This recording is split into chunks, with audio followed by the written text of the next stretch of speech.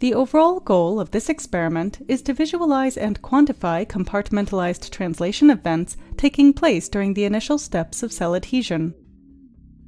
This method has broad application. Use it whenever rapid specific protein translation response might be assayed, such as when analyzing cell migration, adhesion, or early drug response. The main advantage of this technique are that it is easy, rapid, and cost-effective.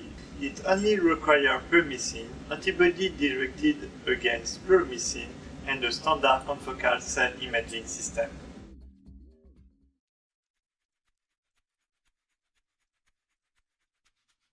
To begin, make a suspension of MRC5 cells.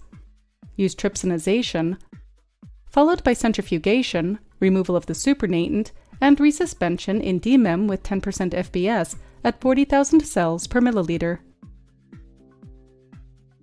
Incubate the suspension with gentle rotation for 20 minutes to completely dissociate the focal adhesion complexes.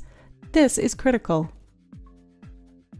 Next, into two 35mm glass-bottom dishes, add 2 milliliter aliquots of suspension and incubate them to allow for cellular adhesion and SIC formation.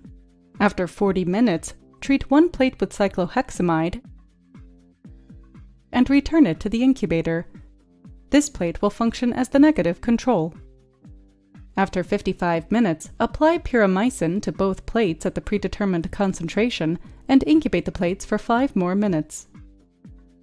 After 1 hour of seeding and 5 minutes of pyramycin incorporation, wash each plate twice with 2 milliliters of ice-cold PBS. Then fix the cells with 1 milliliter of 4% formaldehyde in PBS.